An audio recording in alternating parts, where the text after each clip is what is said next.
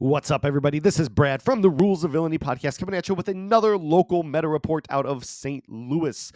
This is a video series in which I bring you the latest and greatest in competitive Disney Lorcana decks throughout the league nights in the past week.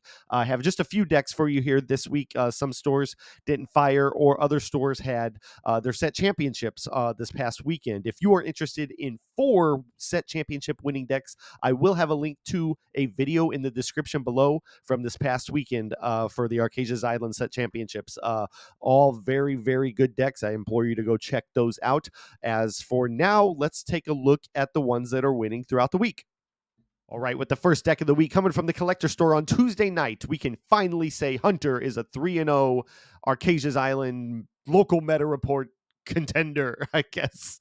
I've been waiting to showcase him on here for a while. He's a great player and has been spending most of the weeks at 2-1 with that stiff competition there at the collector store. This week he's 3-0 with a Steel Song, which is the exact same deck that he ran on Saturday at the game night set championships, where he got a 4th place finish when he ran into a mirror match with Ron, running a very similar deck, except that in this one specifically, Hunter is running the Robin Hood package as opposed to Ron, and the next deck that I'm going to show you running the Queen package. The Robin Hood sticks around a little bit longer, steals a little bit of lore while challenging into things, and maybe if you can get the Rapunzel heal on him to keep him around even longer. But looks like the pretty standard Steel Song that we've been seeing in the recent weeks. The Cinderella shift package in there, having 2 of them, which is also always something that I'm very happy to see. I love that Cinderella. And congrats to Hunter on the 3-0. I don't know what his matchups were. I just know that it's the exact same deck from the weekend, and I'm happy to have him on here, and I'm sure it won't be the last time as long as I do this. So let's move on to the next one. And that deck is another Steel Song from Bodach's games. We have the queen of Rules of Villainy here, ROV Kirsten, in a store and singing. She is running nearly an identical deck to what you just saw in Hunters, except she's running the Queen package instead of the Robin Hood. And what that means is on 2, she can sing Whole New World. If she doesn't like her hand, or she really wants to alter yours, she can do that a whole turn earlier than what Hunter could have by having that Whole New World and Queen shift on 2. Otherwise, the only differences in this deck are one of Ariel. One of my favorite cards in the game is that shift Sonic Warrior Ariel. She's only running 1 of, and she's also running 2 of the Biancas. It comes out cheaper if you have an ally in play. I think Hunter opted to use the Naveen's instead of the Biancas, which is totally reasonable. But pretty standard Steel Song, another 3-0, and it looks to just get even better with the Reign of Jafar coming up with some of the cards that they've released already. So really excited to see how Steel Song evolves, and I'm sure both of these players will continue to thrive with it. So congratulations to Kirsten.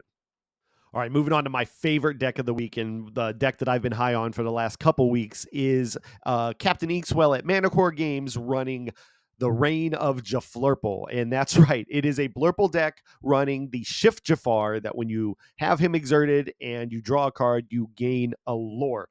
I ran this deep into 2 30-person tournaments, 32 and 39-person tournaments over the weekend. Unfortunately, had a rocky road and barely missed the top cut in each of them.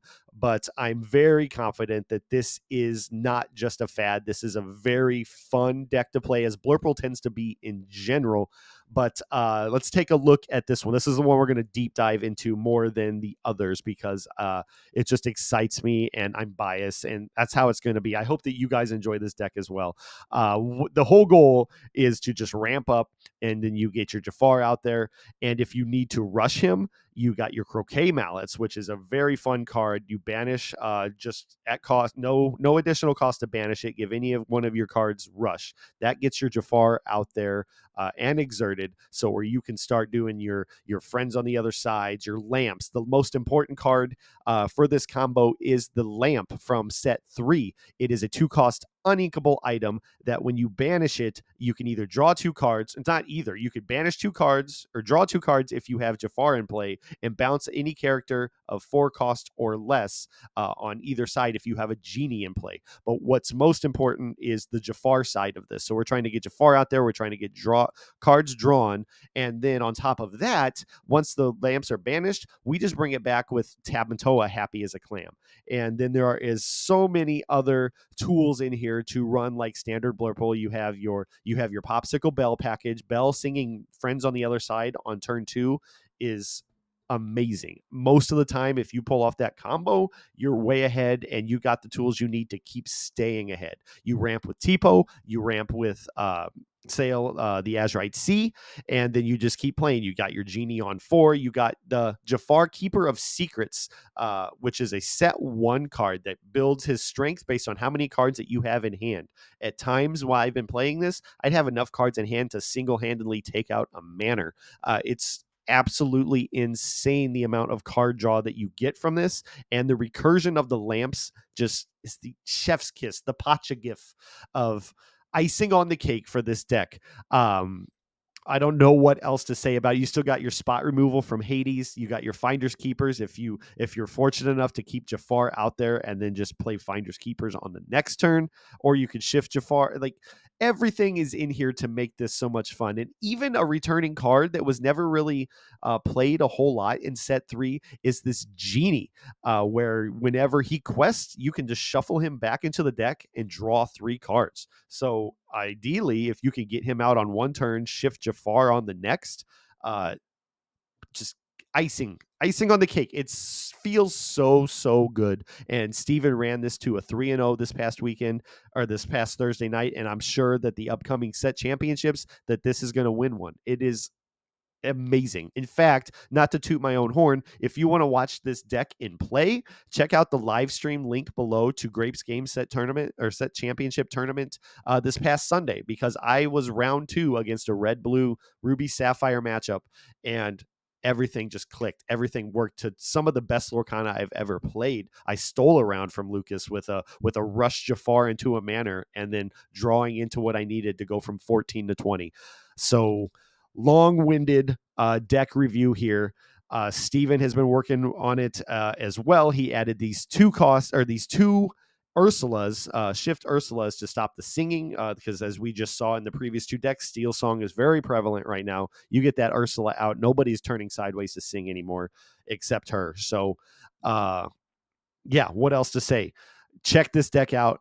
It's a lot of fun. To give credit to where I started seeing it, Ready Set Inc. did a video. They might have done a video on it. I saw the tweet about a 15-0 Jafar Blurple deck, and then another account on Twitter, Hazed, Mikey over there, has been working on this for a while and upgrading it and having a lot of fun with it. So that's on Twitter. Excellent deck. I knew I was going to be spending a lot of time on this one. I hope that you enjoy it as much as me and Steven do, and everybody else who's playing it. It's so much fun. All right, and that's going to wrap it up for this week's local meta report. I told you it was going to be a short one, but I wanted to thank you guys for tuning in. I hope that you enjoy this kind of content. If you do, please hit the like button, the subscribe button, or the bell for notifications so you can be updated whenever anybody here at the Rules of Villainy channel does anything, any kind of content for you. We got the podcast proper, which I hope that you're enjoying. We got Deck Test Tuesdays. We might even have some more things in the works that we're really excited about. So hopefully we can get that out there and you'll be around to check those out. Until next time, good luck in your set championships, and we'll see you again soon.